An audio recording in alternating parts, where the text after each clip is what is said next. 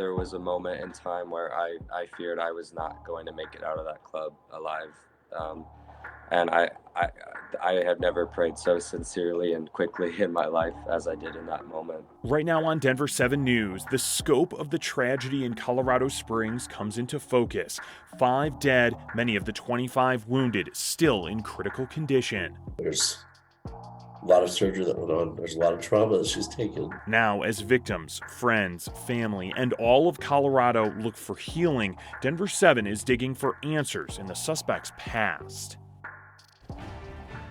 Thanks so much for joining us for Denver 7 News at 11. I'm Jason Grenauer. We begin with breaking news. Court records obtained by Denver 7 showed the suspect in the Club Q shooting is facing 5 charges of murder and 5 hate crime counts. It's our first indication that investigators believe this tragedy was a deliberate attack on the LGBTQ plus bar.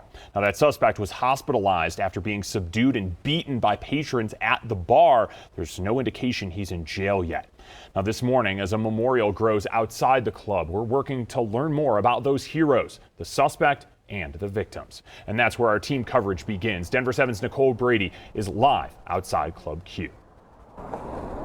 Yeah, and Jason, I want to show you that on this terribly sad day, there is a moving scene out here outside Club Q. Look at the people who have lined North Academy Boulevard in Colorado Springs, one of the main streets through the Springs.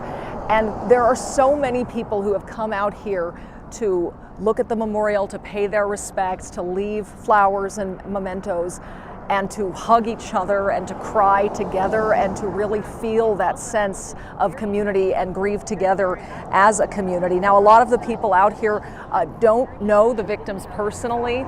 We are still waiting for many of them to be named, of course, but we can only say there are no words to express what the families and friends of the victims, those who knew them best, must be going through right now. We were so grateful to hear from the mother of one of the victims, Daniel Aston, who spoke to the Associated Press about him. Daniel Aston was just 28 years old. He was a bartender at Club Q. He was a transgender man who had only recently transitioned and from all accounts was really just living his best life here right now. In fact, his mom said he was raised in Tulsa but had moved here to Colorado Springs about 2 years ago to be close to his family.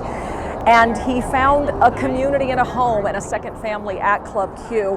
His mom says there he could be himself, a natural performer. This is one from 2005, and he was in rhythm and rhyme.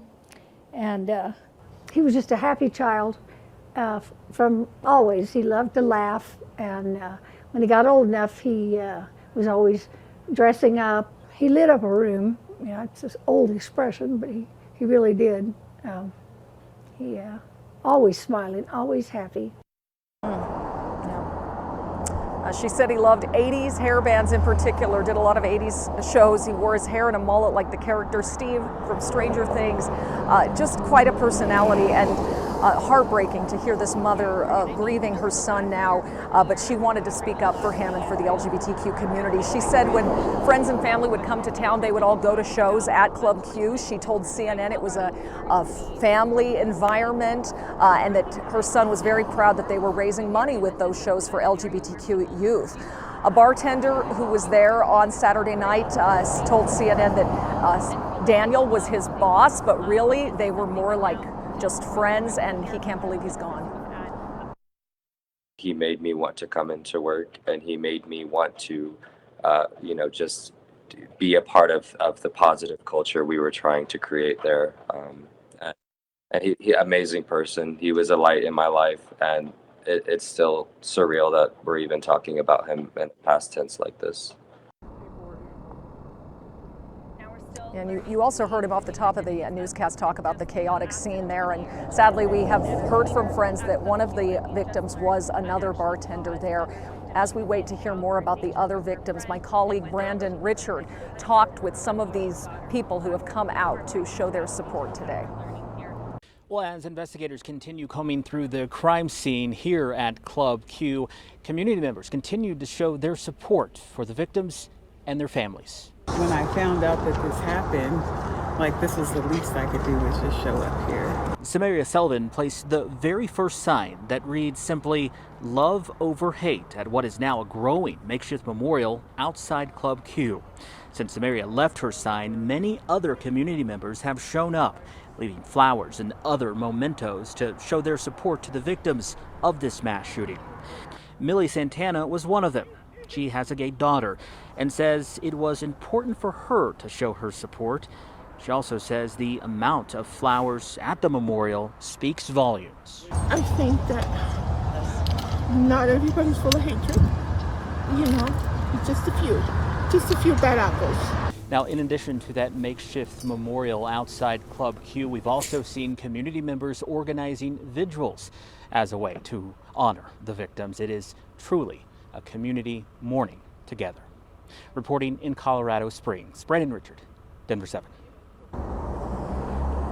Thank you, Brandon. And my other colleagues from Denver 7 will be arriving on scene here shortly. We do expect police, hopefully at some point, to speak about this today and ideally share a little bit more about some of these victims and survivors of the shooting.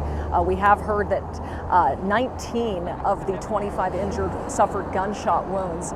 So a very early investigation still, but we will continue to bring you the latest here on Denver 7 from right here in Colorado Springs. Jason, I'll send it back to you. Our Nicole Brady there on scene with a moving memorial behind you. Nicole, thank you.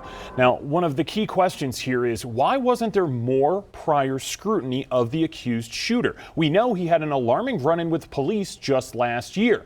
Earlier this morning, GMA anchor TJ Holmes asked the mayor of Colorado Springs about what he could release about the suspect's past. Now, it wasn't much, but he did give a timetable for answers. Take a listen. You have a better indication now of what a motive might have been here for this shooting? The motive is still under investigation. It has the trappings of a hate crime, but we're going to have to see what the investigation shows in terms of, social media and things like that to make a clear determination exactly what the motive was. This arrest back in 2021 of this suspect, and you all have a law there, red flag law as well. From what you can tell, after that arrest, should this suspect have been allowed to even possess weapons? What we're going to find out in the next couple of days, it's actually Colorado law that prevents law enforcement at this point in time as commenting on any prior criminal activity. But I think the district attorney will go to court today and will be able to comment on any prior interaction with the police fairly quickly, hopefully in the next couple of days. And whether or not the red flag law could have come into play will become apparent at that time. Yeah.